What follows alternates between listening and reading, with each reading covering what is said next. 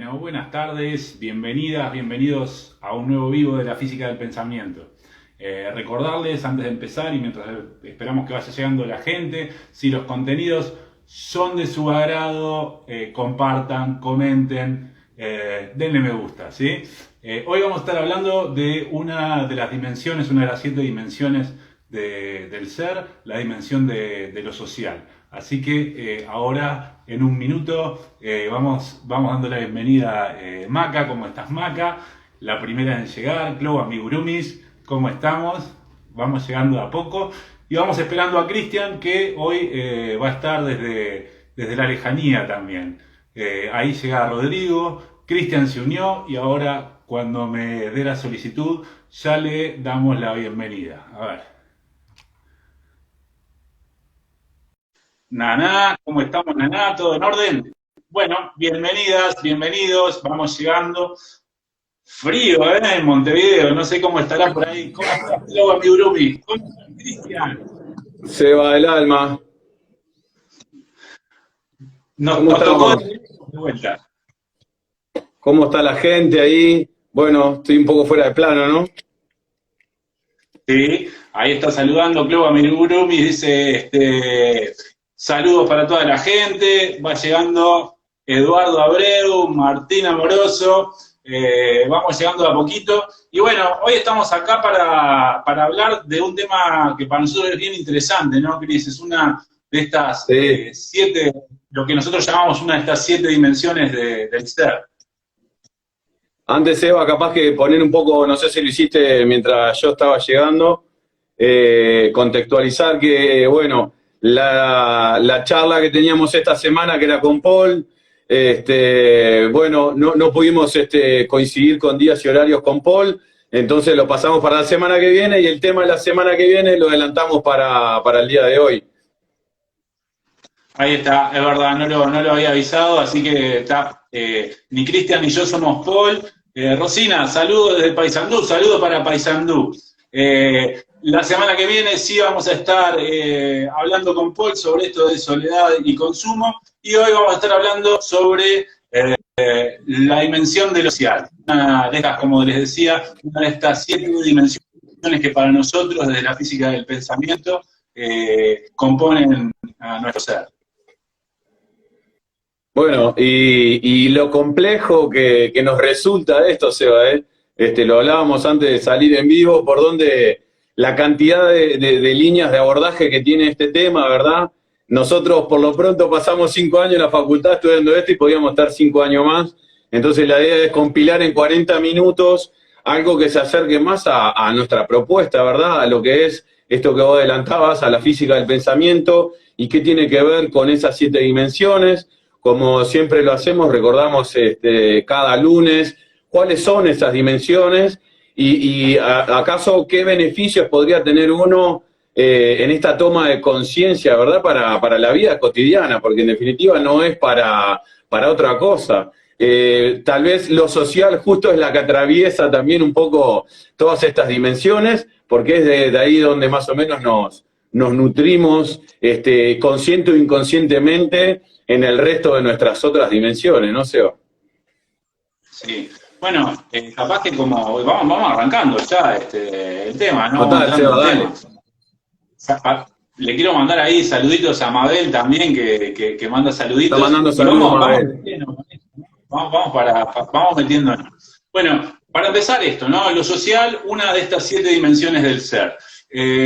Nosotros separamos estas 7 dimensiones del ser en dimensiones, 4 dimensiones que tienen que ver con el ámbito del acontecimiento, que son las que permiten generar acontecimientos de nuestra vida cotidiana, ¿sí? Que son los pensamientos, las emociones, las palabras y las acciones.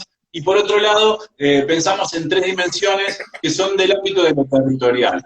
La semana pasada estuvimos hablando con Cristian de la dimensión del cuerpo, la dimensión corporal.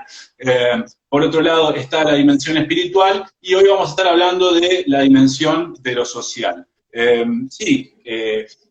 en esto también está bueno hablar y ponernos a pensar que a veces nosotros lo social lo pensamos como afuera, esto lo de adentro y lo de afuera, ¿no?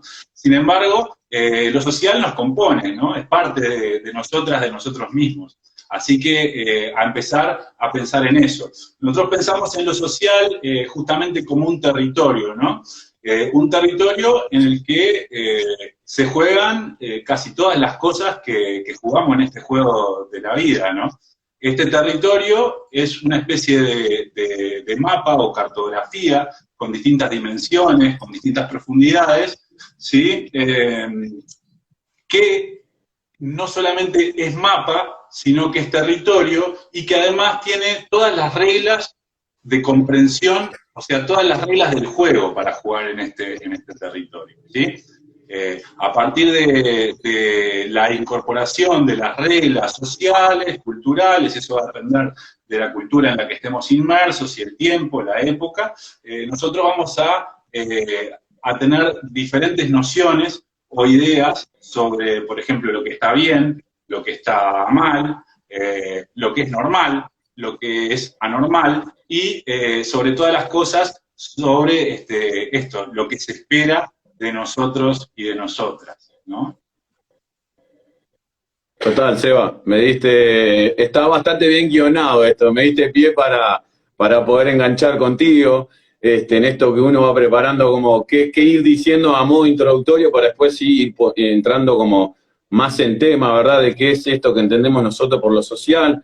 Pero acaso, bueno, yo también me ponía a pensar esto, hay una frase que yo leí hace tiempo estudiando por ahí, que decía algo así como, si hay algo que sanar, es la percepción de uno mismo, ¿verdad? Y en esta percepción, bueno, se ha ido construyendo en función de las creencias, ¿verdad? Y esas creencias es empezar a revisar de dónde es que han salido. Cuando empezamos a revisar esas creencias, que obviamente esas creencias hacen que yo tenga determinados sentires, determinadas formas de sentir la realidad, de determinadas formas de relacionarme prácticamente con todas las cosas, conmigo, con mis amistades, con mi familia, con mi pareja, con la vida misma, ¿verdad? Forma parte de una cosmovisión, pero acaso es, conforme uno va creciendo a lo largo de la vida y en este ejercicio de que siempre hacemos hincapié de la toma de conciencia es, pero esa creencia, ¿de dónde ha venido, no? ¿Acaso,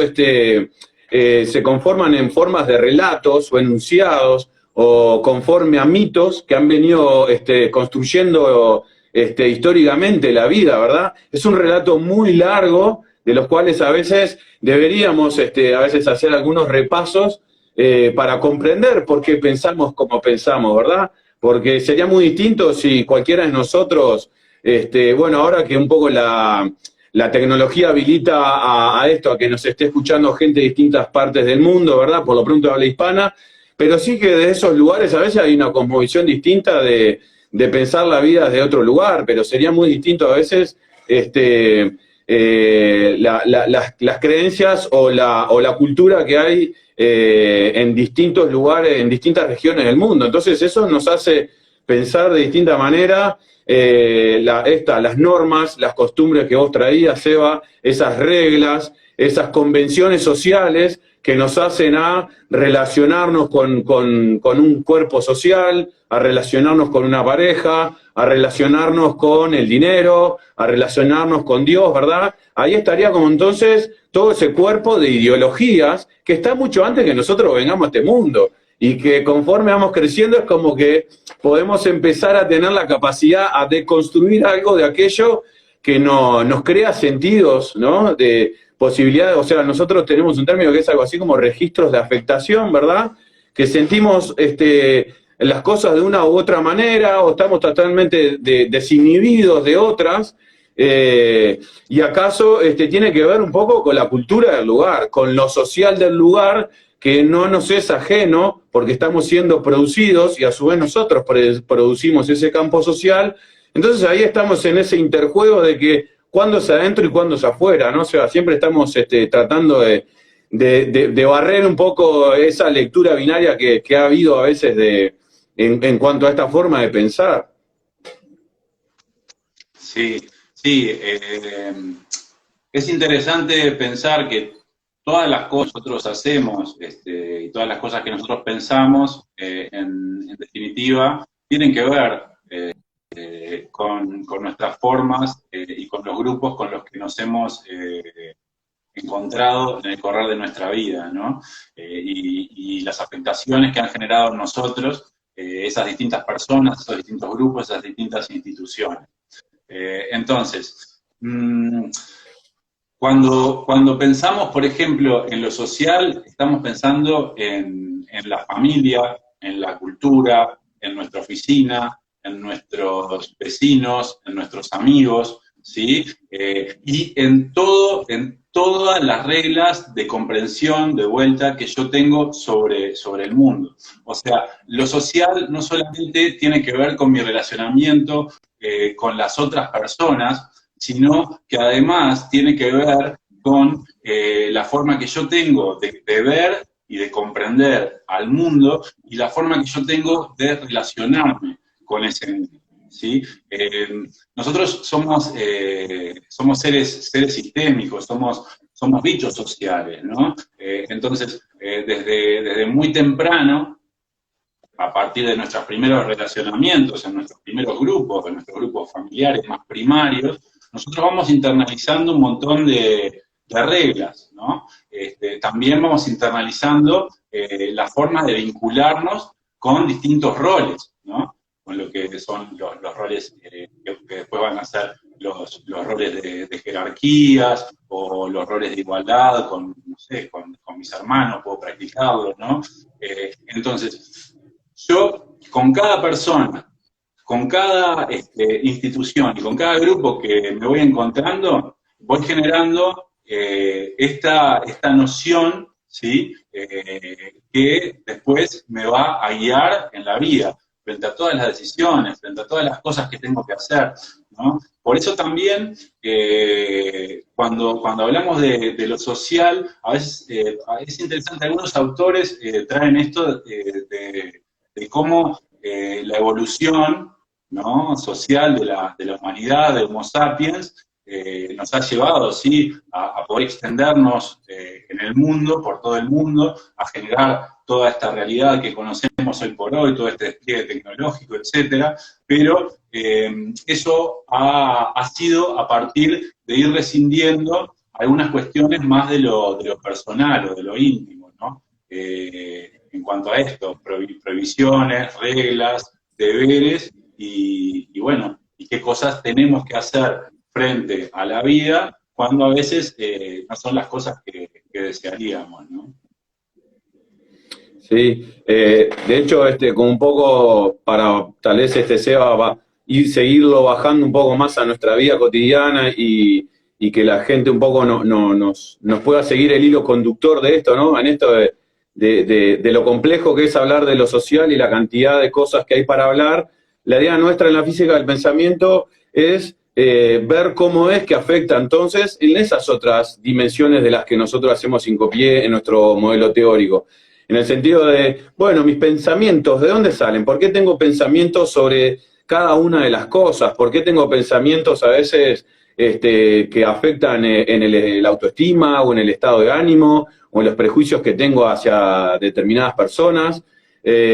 ¿Cómo es que yo siento o dejo de sentir determinadas cosas, verdad? ¿Cómo es que afecta en mi campo emocional, en mis sentires? ¿De dónde es que proviene eso? Si acaso no hubiera esa cultura, sería como una mega industria de producción de emociones y de sentires.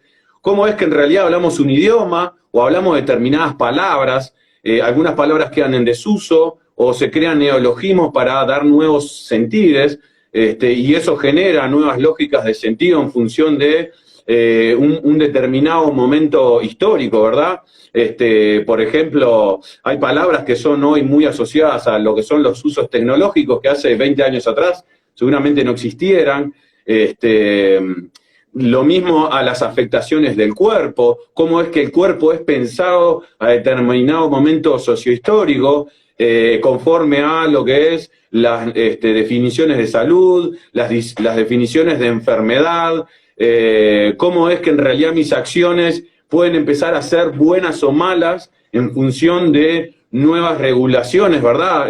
Sin ir más lejos, creo que en esta legislación, o no más de 10 años, se han creado como una especie de código de faltas, ¿verdad? A nivel social, que uno puede ser multado por una falta social en cuanto a mis acciones, pero esas acciones obviamente tiene que haber una legislación, una regulación, que alguien le puso un pienso, ¿verdad? Y elaboró una serie de enunciados o de reglas, de discursos que se llevaron a un marco regulatorio, una constitución. Todo eso forma parte de lo social, ¿verdad? Pero bueno, allá tal vez, como hablábamos antes, Eva, de salir un poco al aire, y trayendo siempre a este viejo amigo Jung, que siempre nos interesa traerlo, capaz que si acaso es lo que siempre se ve afectado, ¿verdad? Es ese espíritu de lo profundo, que es el que termina sufriendo, porque es el que se tiene que ir adaptando como al espíritu de cada tiempo, pero que en definitiva no sería una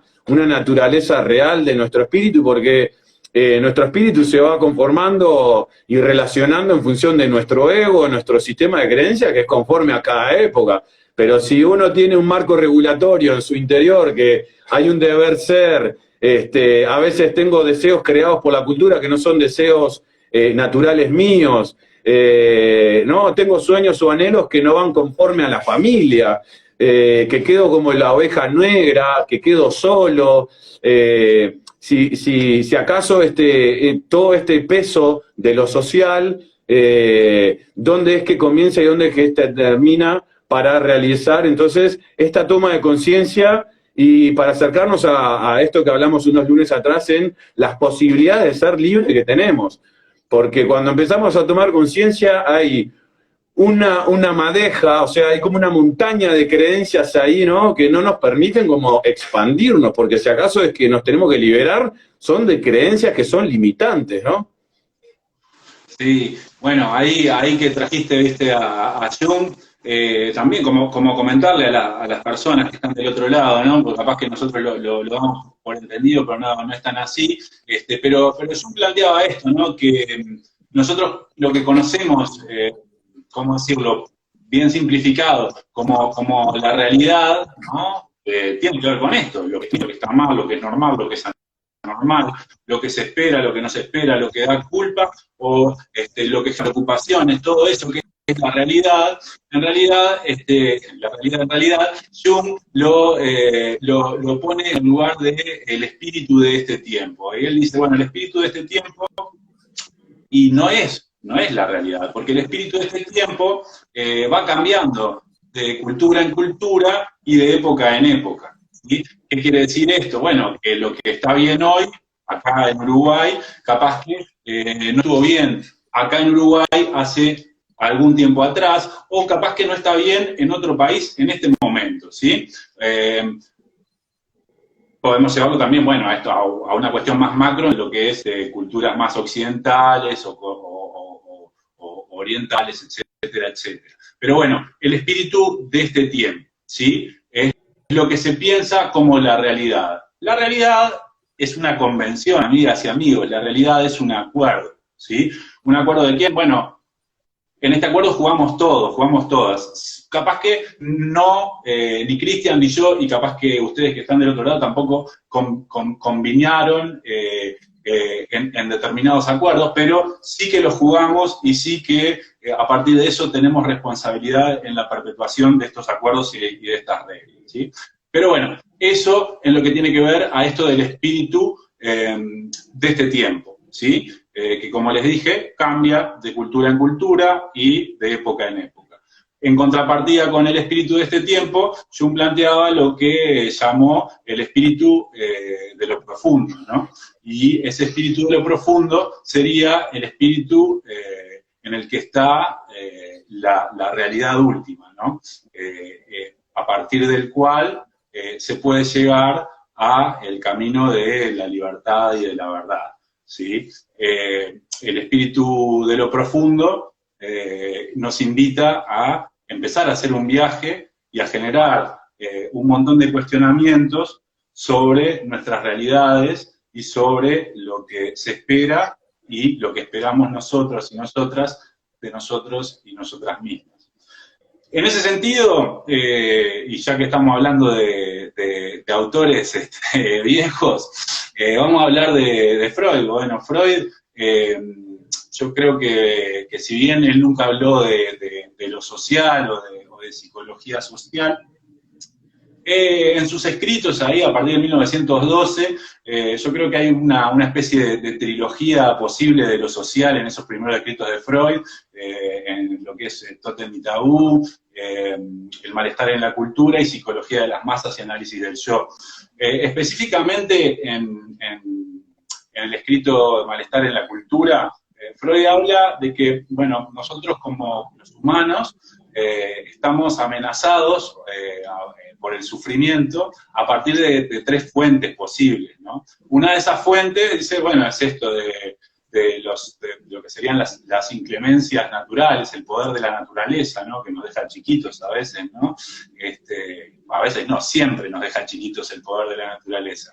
Por otro lado, encuentra una amenaza de sufrimiento en lo que tiene que ver con la debilidad y la fragilidad de nuestros cuerpos, ¿no? Y finalmente encuentra el último motivo que amenaza con el sufrimiento a los humanos en justamente las reglas que nos hemos impuesto como culturas, como sociedades, ¿no? Y se pregunta justamente, che, ¿cómo estas reglas que nosotros decidimos y nos impusimos terminan generándonos a veces tanto malestar, ¿no? Es interesante pensarlo también. ¿Cómo están del otro lado? ¿Vienen siguiendo ahí, más o menos? ¿Estamos aburriéndola mucho? Capaz que viene muy teorizada la cosa hoy.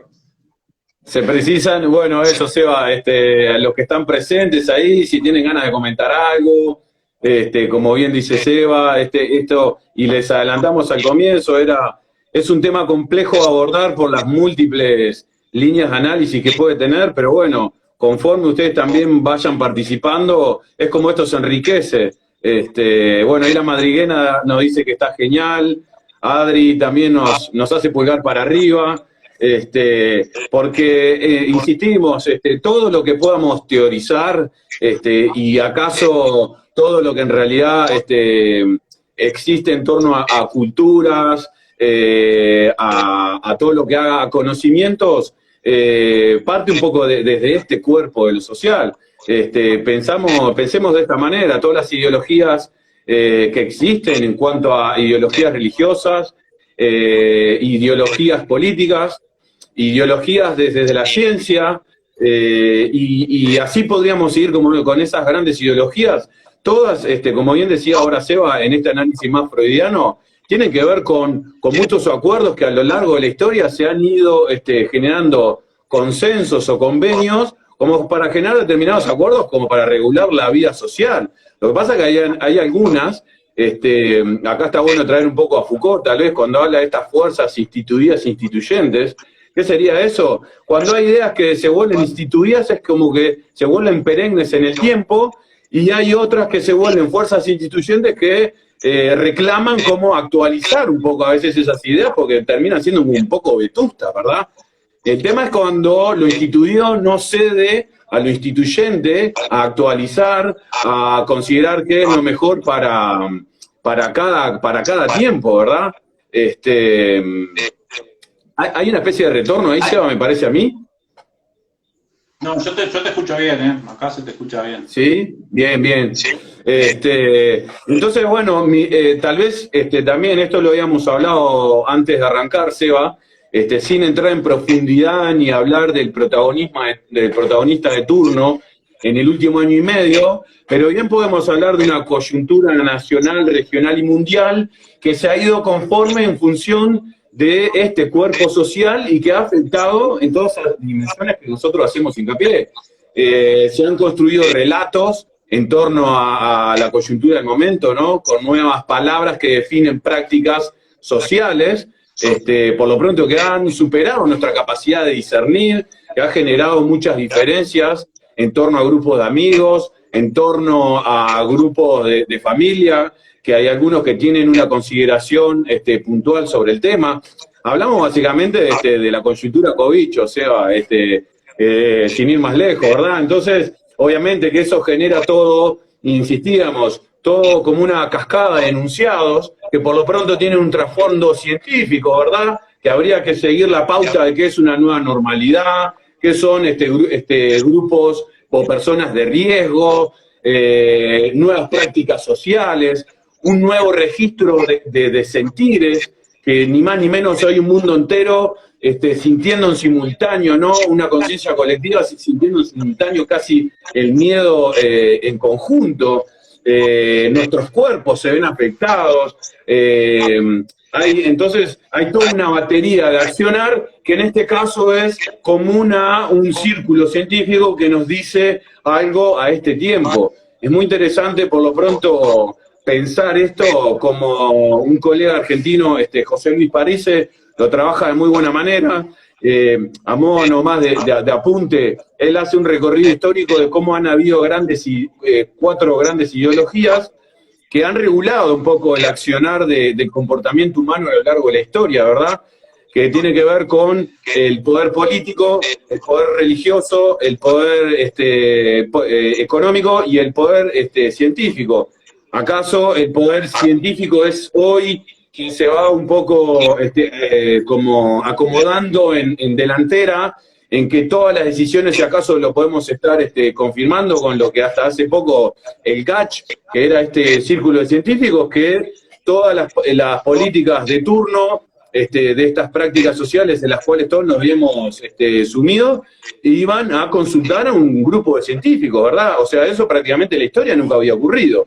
Entonces, como ahora, o en otro momento, el poder religioso era el que dictaminaba qué eran verdades o qué no, cómo se regulaban determinadas prácticas, lo mismo con las ideologías políticas. Pareciera acaso que si algunas de estas grandes ideologías a veces cuando se agotan en sí mismas, conforme a un análisis más histórico, antropológico, se van agotando y emerge un nuevo poder, como en este caso sería como un poder científico. Este psicólogo argentino dice algo así como, el poder religioso te dice, no debes, no, el poder político te dice, no podés, el poder económico te dice, no tenés, y el poder científico te dice, no sabés. Pero de que, de algo así como, dejá que yo me encargo por vos, ¿verdad? Yo pienso esto por vos porque en realidad acaso soy la entidad que es encomendada, que se posiciona más falocéntrica, ¿verdad? Como el centro de la verdad y todo lo que está alrededor vendrían a ser como suposiciones, ¿verdad? Entonces, todo eso regula, como decíamos, todos los enunciados, las palabras, las prácticas, los consensos y convenios científicos, impactan en nuestro cuerpo, regulan nuestros vínculos, nuestras relaciones, nos hablan de distanciamiento social, después se revisa aquello, sería distanciamiento físico, nos invitan a ponernos tapabocas, siempre por una creencia de cuidarnos entre todos, pero en otros aspectos o prácticas sociales pareciera que no nos cuidáramos entre todos, ¿verdad? Es como un moralismo sanitario aquello, que si acaso me invitan a que no cuidemos a nuestro entorno, pero bueno, bien pasamos a veces por al lado de alguien que está viviendo en la calle o comiendo la volqueta y poco hacemos a veces de ello.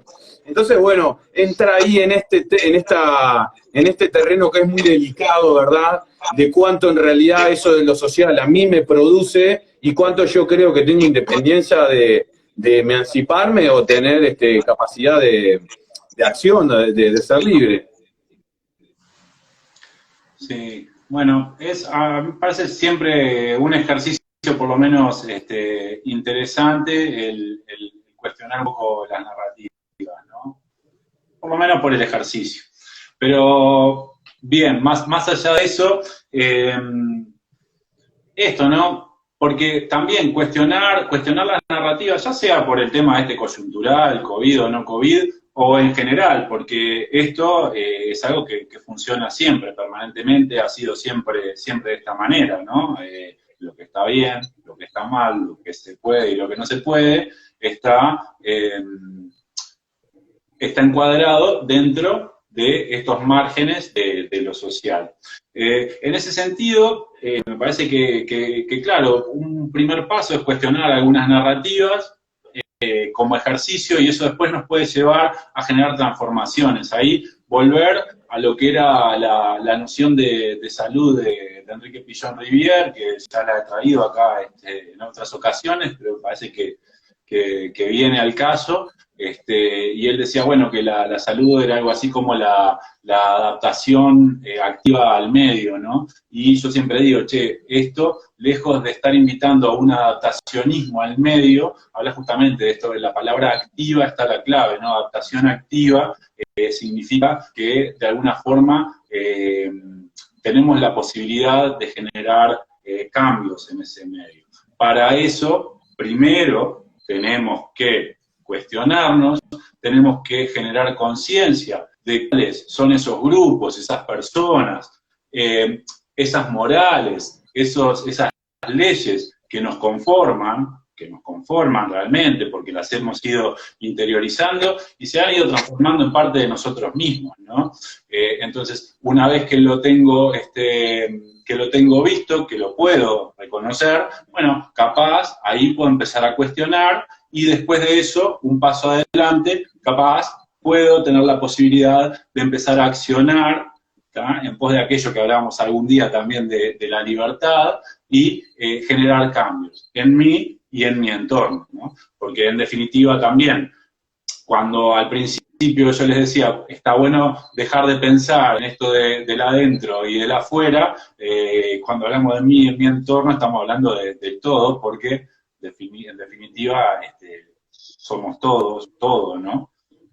Pero creo que es por ahí la cosa. Yo me gustaría tener un poquito de intercambio con las personas, y a ver esto, ¿no? En referencia a esto, cuáles son las narrativas, cuáles son los grupos, cuáles son esos deberes que parecen ser de ustedes, pero cuando se empiezan a cuestionar, dicen, che, pero esto en realidad no es mío, y de dónde viene, ¿cómo lo ven? ¿Cómo es esta afectación territorial de lo social en el ser de cada una de ustedes, de cada uno de ustedes? Vamos por un día. Bueno, ahí Adri comenta algo al pasar, dice moralismo sanitario, me encantó ese concepto. Después, dice Maca, dice tal cual, todo eso es religión, política, la verdad única es indiscutible y la manipulación casi siempre solapada. Total, Maca, es un poco eso, a veces invitar a cuestionarnos, incluso conforme a esto que estamos tratando de hablar, ¿no? Incluso hay muchos enunciados científicos, por ejemplo, que es en el hecho de que en otro tiempo, inclusive, si bien estoy lo cierto, a Santiago Ramón y Cajal le dieron allá por el principio de 1900 un premio Nobel, que después por ese premio Nobel, en realidad aquella verdad que quedó como obsoleta porque pasados 100 años se demostró totalmente lo contrario. Entonces, incluso hasta la ciencia a veces también tiene que tener esta obligación de revisarse, ¿no? ¿Es cierto?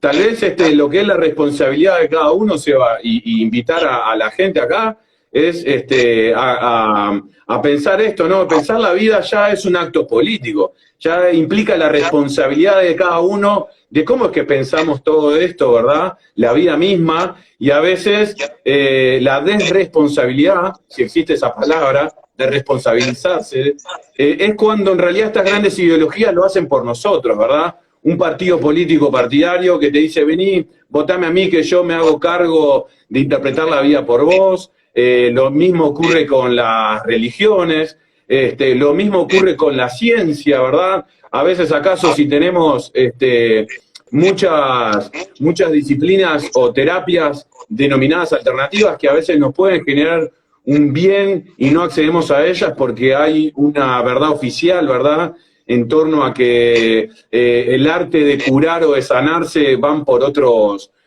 carriles. Entonces ahí es donde invitamos, en pensar nuestro bienestar, nuestro día a día, cómo nos relacionamos con nosotros mismos, con nuestra propia salud, en el arte del comer, como ya lo habíamos hablado hace unos encuentros atrás con Alejandro. ¿Qué conocimiento acaso tenemos de todo eso? Bueno, todo eso proviene del campo de lo social. Si acaso yo, por ejemplo, he escuchado a veces en el consultorio, o a veces en reuniones familiares o de amistades, cómo es que a veces los adultos, cuál es la comida que le dan a veces a sus hijos, en función de qué conocimiento tienen de ese trasfondo que hay de bienestar y de comida saludable, de lo que implica a veces, no sé, un sinfín de cosas, de salir a la calle y esto de no hables con extraños, cómo se van recortando las prácticas sociales para las generaciones más jóvenes, que nosotros tal vez, para aquellos que nacimos en barrios más de vivir en la calle, de comunicarnos con el vecino, de jugar en la calle, de poner una silla plegable y los veteranos tomar mate en la calle, hoy muchas de esas cosas no las vemos. ¿Se entiende? Estamos empezando a vivir como en burbujas, como en edificios, en barrios privados. ¿Y acaso todo ese campo de lo social, de dónde es que proviene? ¿Cómo es que esas nuevas prácticas de estos últimos 10, 15 años se vienen regulando conforme a estos conocimientos o a estas ideas de que capaz que yo me vaya a vivir ahí es más seguro para un porvenir? ¿No? A eso invitamos a cada uno de nosotros, los que estemos ahí y los que vayan escuchando en la semana este podcast, ¿verdad? Sí, no, esto está interesante esto que decís, porque en los cambios, ¿no? En las últimas décadas hay un montón de cambios.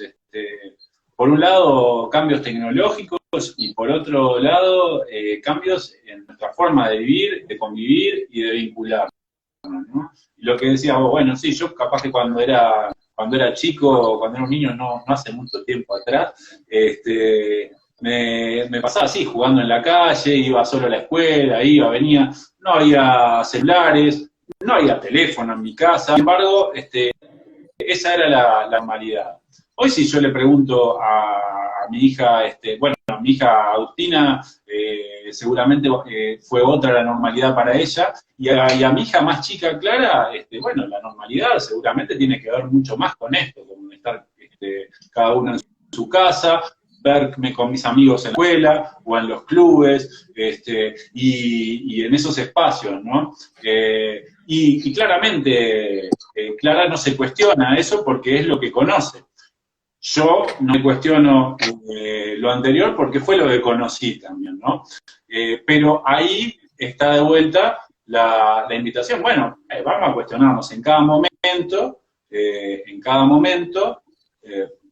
qué de estas narrativas, qué de estas cosas que se proponen estamos decididos a jugar y cuáles capaz que no estamos muy convencidos de jugar. Porque, en definitiva, depende de nosotros, ¿no? Hay una pregunta, Seba. Y como han comentado en algunos otros videos que hemos hecho, sí, todas las cosas que hablamos en cada una de las dimensiones, y creo que en cada uno de los encuentros, requieren mucha valentía, requieren valor, sin duda. El cambio y la libertad son movimientos de valentía, porque implican algunos riesgos, ¿sí?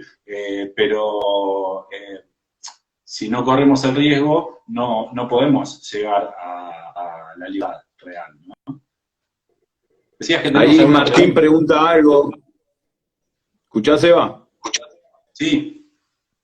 Martín pregunta cómo hacer para separarse del sistema sin sentirse excluido de los grupos sociales. Bueno, es una pregunta un poco compleja y me faltaría un poco más entender qué es esto de sin sentirse excluido. Pero tal vez lo primero que se me ocurre responderle a Martín que no sé qué tanto es eso de separarse del sistema, ¿no?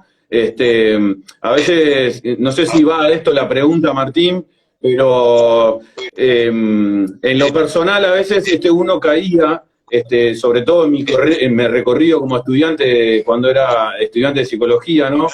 En esto, ¿no? Como cuando íbamos identificando algo que no nos gustaba del sistema, decíamos no, porque me siento como por fuera del sistema. ¿no? Un claro ejemplo a veces no es el uso de, a veces, redes sociales, supongamos, o determinadas prácticas sociales.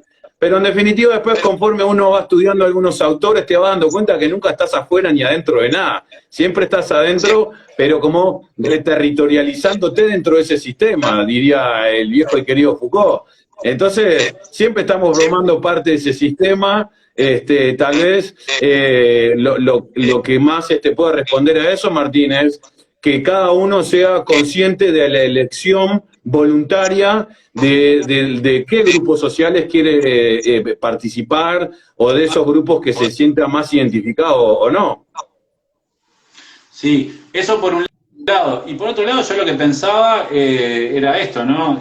Separarme del sistema. Yo no sé, en realidad la invitación no es a apartarse, sino justamente, bueno, a generar, como decía, bueno, primero tratar de generar conciencia de todos estos grupos, personas, instituciones que me conforman y que conforman mi forma de pensar y de actuar, y de sentir, y de hablar, ¿sí? Cuando puedo encontrar eso, ¿sí? Puedo a partir de eso empezar a gestionar como esto de el cuestionamiento hacia frente a determinadas narrativas, y puedo empezar a compartirlo. En realidad es esto, ¿no? La idea es esto, poder empezar a compartirlo con mis vínculos, con las personas con las que tengo mayor afecto, desde un lugar de esto, más bien reflexivo, no ir a la pelea, ni a la guerra, ni al choque. La idea es esta, poder conversar, reflexionar juntos, y de esa forma, bueno, capaz que el otro se empieza a cuestionar. Es cierto también que si yo estoy formando parte de un determinado grupo, de una determinada institución, que me doy cuenta que va en contra de todo lo que yo siento, de todo lo que yo pienso, bueno, no estamos obligados a mantener vínculos con personas, grupos o instituciones que nos generen malestar. Eso también hay que tenerlo en cuenta. Eso a veces es tomar un paso que implica una decisión difícil, ¿no? Pero de cualquier forma pensar, primero compartimos, primero nos cuestionamos a nosotros mismos, ¿no? Y después de eso podemos empezar a reflexionar con los demás. Y capaz llevamos una sorpresa, ¿sí? Y capaz que, sí, nos damos cuenta que lo que tenemos que hacer es encontrarnos con otras personas y vincularnos con otros grupos, ¿no? Ahí Martín Seba aclara un poco el mensaje. Dice, por ejemplo, no me quiero dar la vacuna, pero varios de mis círculos sociales me lo exigen.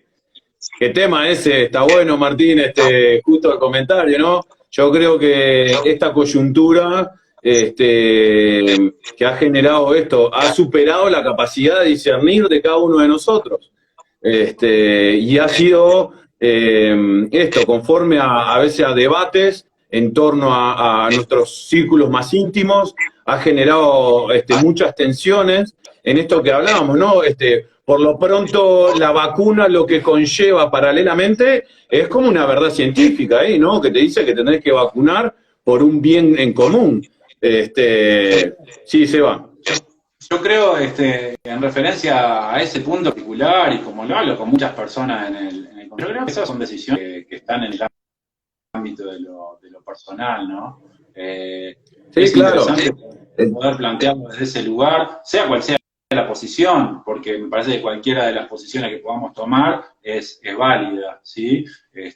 Entonces, pero sí, llevarlo a este lugar, bueno, son decisiones personales, realmente son decisiones personales, y poder tener lo que son estas decisiones que, bueno, si realmente, Martín, vos lo sentís esto, y tenés tus argumentos y has reflexionado sobre esto, bueno, la decisión es personal, y nadie debería enojarse contigo porque pienses o sientas de determinada forma. Y si alguien se enoja contigo porque vos pensás o sentís de determinada forma, bueno,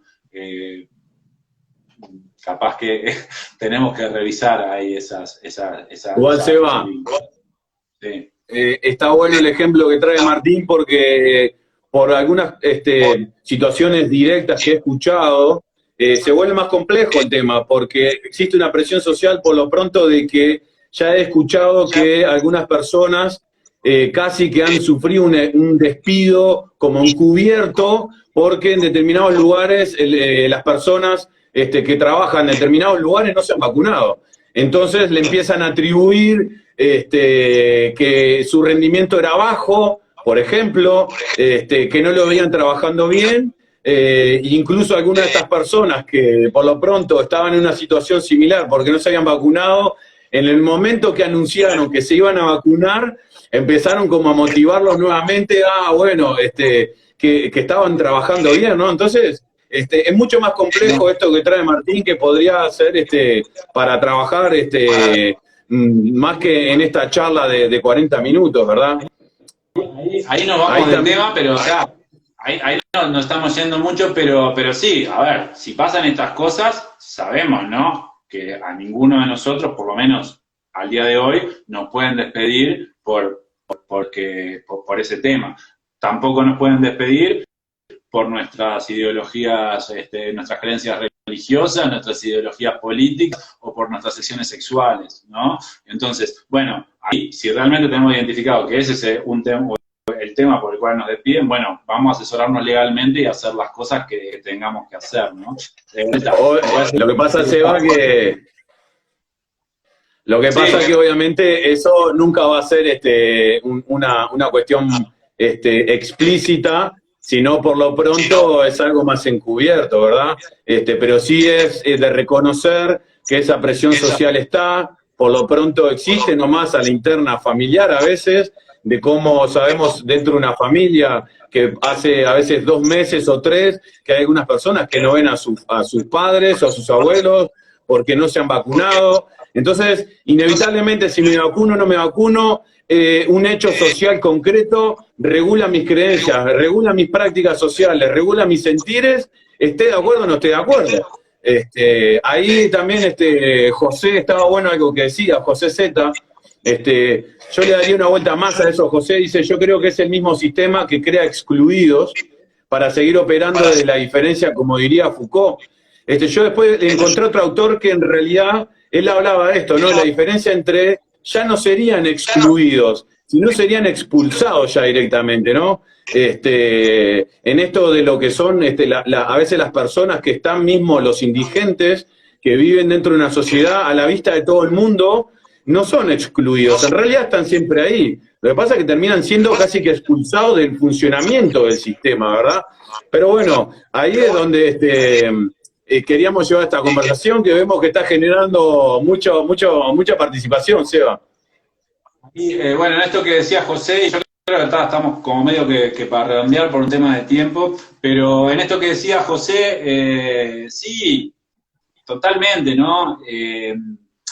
Necesitamos la construcción de un otro, ¿sí? Para diferenciarnos, ¿no? Nosotros y los otros, ¿no? Nosotros que estamos de un lado y los otros que están del otro. Nosotros que somos los que estamos bien y que hacemos las cosas bien, y los otros que son los que están mal y hacen las cosas mal. Nosotros que somos los normales y los otros que son los anormales, ¿no?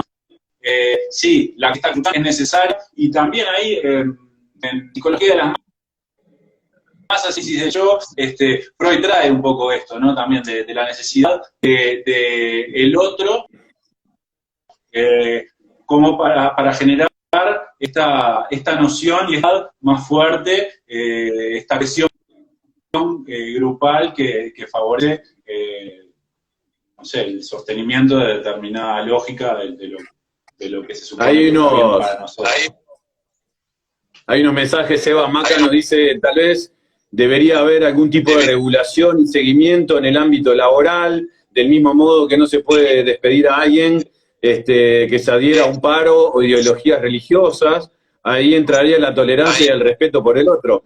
Y sí, podemos acordar con eso, Maca. El tema es que a mi modo, en mi humilde punto de vista, ha sido el gran problema de la historia de la civilización humana. Hace 10.000 años que no nos ponemos de acuerdo en la coexistencia y en la tolerancia y vivir en paz.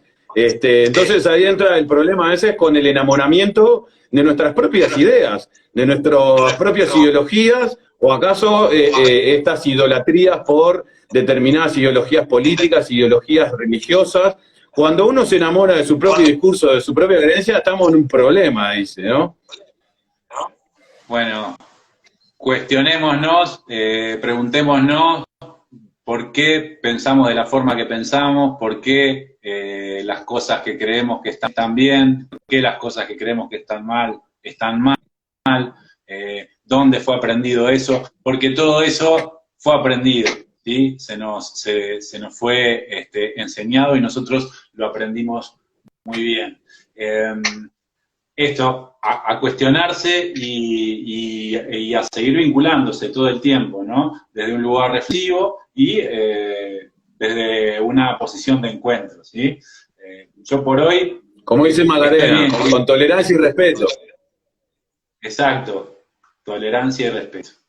Bien. Seba, se nos fue la hora, pensamos que este tema podía empastar un poco la cosa, pero fue el que también movió mucho. Seguramente podamos repetir este tema, pero bueno, por temas de orden, sí, estamos en 50 minutos y tendríamos que ir redondeando ya, ¿eh? Es un tema que tiene un millón de autores, además que nos encantan y que podríamos hablar 5 días de corrido. Pero bueno, nos vemos la semana que viene y conversamos un poco de soledad y consumos con nuestro amigo Paul Ruiz. Mientras tanto, cuídense mucho y traten de ser conscientes, ¿sí? Un abrazo grande. Ahí saludos a Daniela, nos dice unos genios. Clown, muchas gracias por la conversación. A Agus también. Gracias a todos, a Martín, a todos por estar ahí. Mar Pisano, muy bueno, nos dice. Un abrazo para todos y todos. Gracias, nos vemos la que viene.